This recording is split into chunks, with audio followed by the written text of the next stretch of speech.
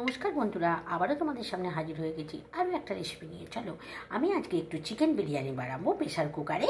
একদম 10 মিনিটেই হয়ে যাবে। চলো কীভাবে বানাবো দেখাচ্ছি।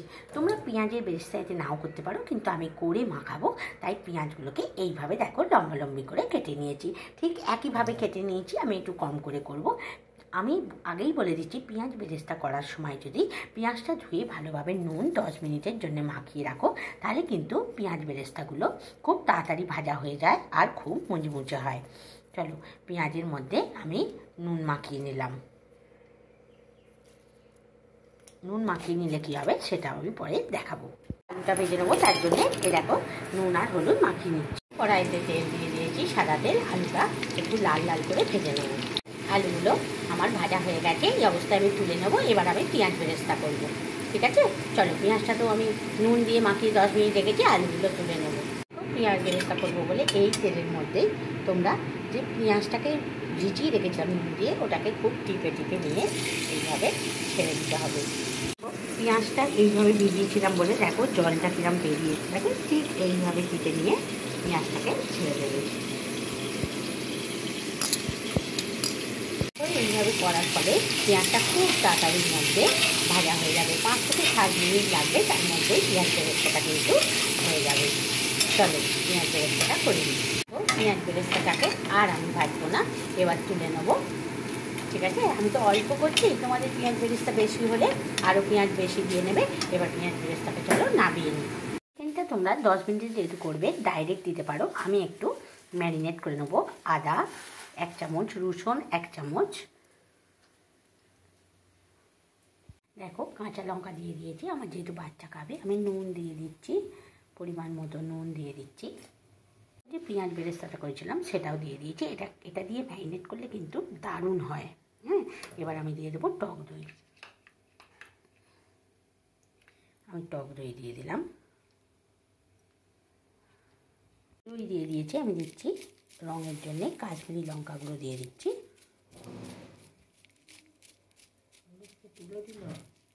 দেখো, আমি কাশ্মীরি লঙ্কা গুঁড়ো দিয়ে দিলাম। আমি হলুদ দিচ্ছি, একদম সামান্য পরিমাণ হলুদের গুঁড়ো দিচ্ছি।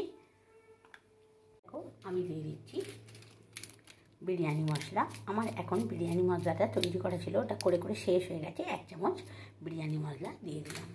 দিয়ে দিচ্ছি গরম মশলা। তোমরা গরম মশলাটা চাইলে নাও দিতে পারো। এবার এই সব কটাকে একসঙ্গে ম্যারিনেট করে নেবো। এটা আমার ম্যারিনেট করা হয়ে গেছে, দেখতে পাচ্ছ।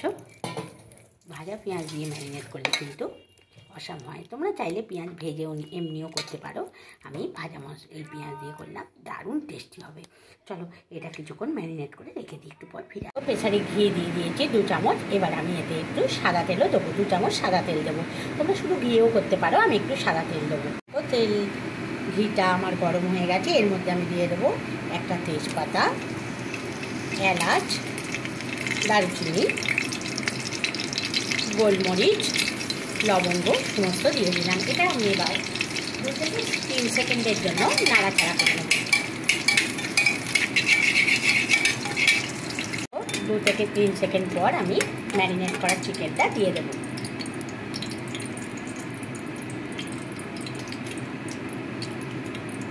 দেখো, আমি ম্যারিনেট করা চিকেনটা সমস্তের মধ্যে দিয়ে দেবো।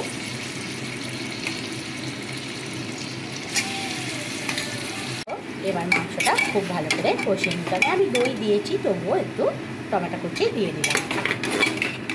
আমি অল্প করছি, তাই অল্প সব জিনিস দিতে লাগছে। তোমরা পরিমাণে বেশি করলে তোমরা পরিমাণটা সব কিছু বাড়িয়ে। দেখো, এটা আমার কষানো চলছে। এই অবস্থায় আমি ভেজে রাখা আলুগুলোও দিয়ে দেবো। আলুগুলো দিয়ে আবারও কষাতে থাকবো। এখনই দেখছো কালারটা কি দারুণ এসেছে না? চলো, ভালো করে কষিয়ে নিই। দেখো, আমি গোলমরিচটা ম্যারিনেট করার সময় দিইনি, এখন একটু গোলমরিচের গুঁড়ো দিয়ে দিলাম। চলো, আবারও কষাতে থাকি। দেখো, এখনই কতটা দেখাতে পারছি জানি না, আমি এক হাতে দেখাচ্ছি। কালারটা কি ভালো এসেছে না? এই অবস্থায় একটু ঢাকনাটা দিয়ে দেবো, তাহলে মাংসটা একটু সেদ্ধ হয়ে যাবে। চলো, একটু ঢাকনাটা দিয়ে দিই।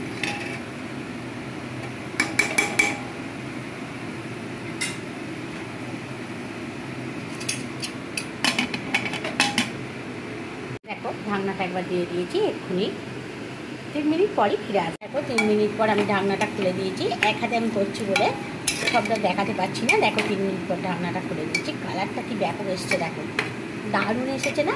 পেঁয়াজটা যেহেতু ভাজা মাখিয়ে নিয়েছি সেই জন্য কালারটা এত ভালো এসেছে। ঠিক আছে, চলো কষানো চলছে। এবার আমি চাল দেবো। মাংসটা তো কষানো চলছে। এবার আমি গরম জল 1 কাপ আগেই মাংসটার মধ্যে দিয়ে নিলাম। আমি 2 কাপ চাল করব, আমি তাতে 2.5 কাপের একটু বেশি জল দেব। দেখো দিয়ে দিলাম। এবার এতে আমি বাসমতি চাল ভেজে জল ঝরিয়ে রেখে দিয়েছি, ভাজিনি সরি, আমি জল ঝরিয়ে ধুয়ে রেখে দিয়েছি, এটা দিয়ে দেবো। দেখো আমি চালটা দিয়ে দিয়েছি, এরম করে একটু চাড়িয়ে দিলাম। এবার এর মধ্যে আমি দিয়ে দেবো একটু পাতিলেবুর রস, আমি দিয়ে দেবো, ঝরঝরে হবে, এতে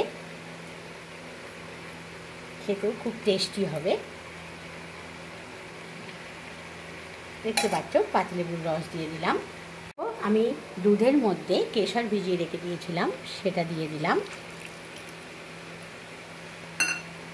দেখো আমি আরও যে 1.5 কাপ জল, মানে 2 কাপে আমি দিয়ে দিলাম। 2 কাপ আমি চাল দিয়েছি, তাতে আমি মোট দিয়ে দিলাম 2.5 কাপের একটু বেশি জল। ঠিক আছে, এর মধ্যে এবার আমি গোলাপ জল দেবো। মিঠা আদা আমাদের কেউ মানে গন্ধটা সহ্য করতে পারে না, বিশেষ করে আমার ছেলে, ওই জন্য দিচ্ছি না। ওপর থেকে আমি একটু পেঁয়াজ বেরেস্তা দিয়ে দিচ্ছি।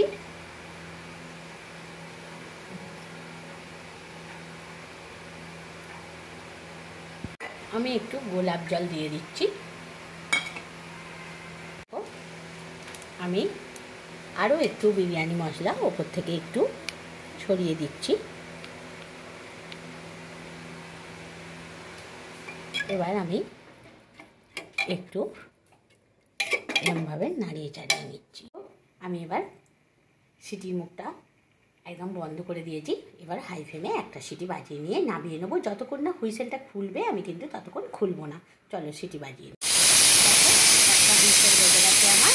গ্যাসের ফ্লেমটাকে কিন্তু এবার আমি অফ করে দেবো। গ্যাসের ফ্লেমটা অফ করে দিলাম। এখান থেকে নামিয়ে রাখবে গ্যাসেতে, আর বসিয়ে রাখবে না।